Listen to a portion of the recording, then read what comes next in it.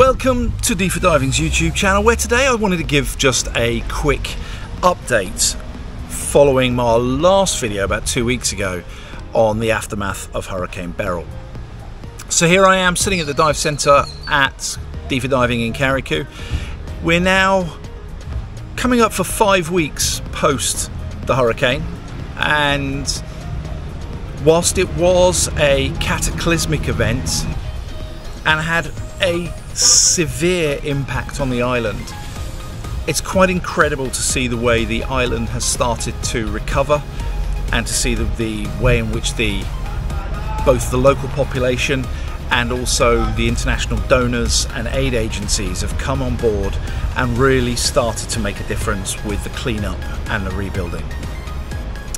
First and foremost though, I need to say a massive thank you to everybody out there who has contributed, who has donated, who has assisted, or who has just given us some kind words of support. Your support and knowing that you're out there has been immeasurable to us, and we've been able to help out in the local community, and we're continuing to help out in the local community as well as rebuilding the dive centre. So thank you very much, first of all, for your assistance.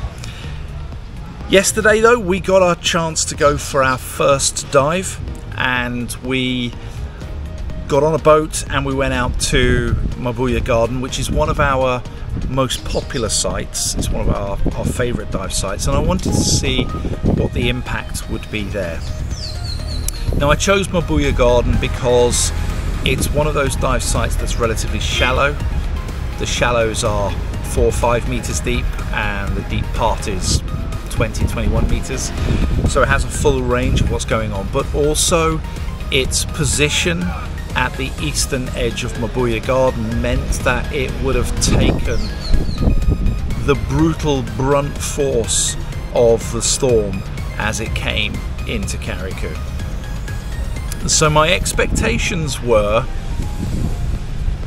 that this is going to be terrible. I expected that this is probably going to be one of the worst locations we'll see, and as we dropped into the water, I wasn't disappointed.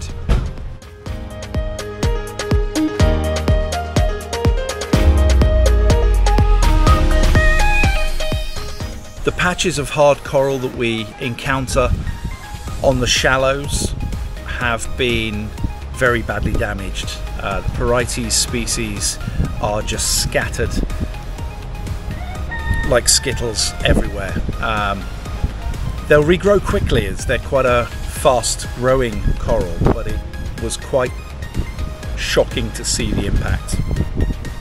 However, as we descended a little further and moved away from the point, we could see the coral in relatively good condition. There was a lot of soft corals.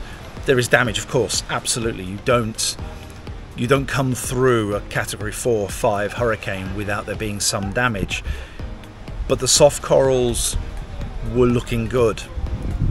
What really impressed me was the fish. The fish schools were there. We had the Creole wrasse, we had a couple of sharks, we had a turtle, we had a couple of eagle rays. It was just a magical little dive. Started off as being a little dive, ended up being an hour, but I had a couple of friends diving with me who live up in the BVIs, and they'd come down to see us.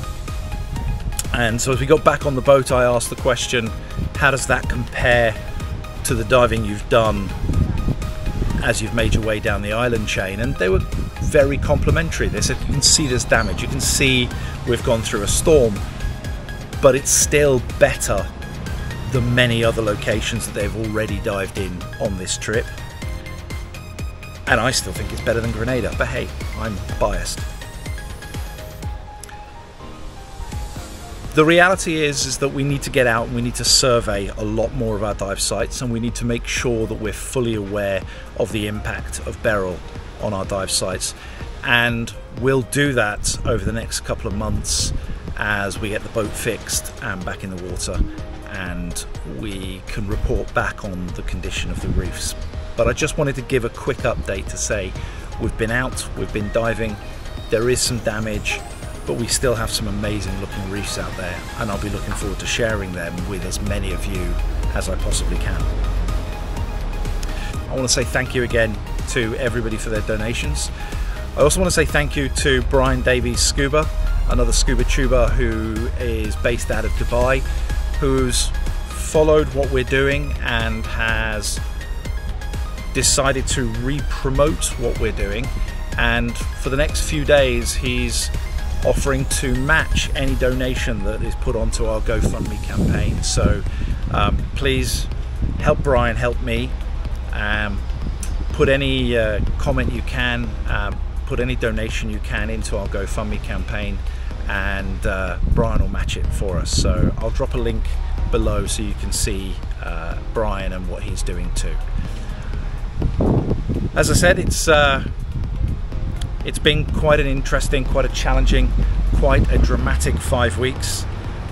We're feeling a lot more positive now than we were 2 weeks ago when I put that last video up. We recognise it's a massive challenge and we're ready for it, and we're looking forward to the next 6 months or so as we start to get this island back up and running, built better, built stronger, and let's go diving.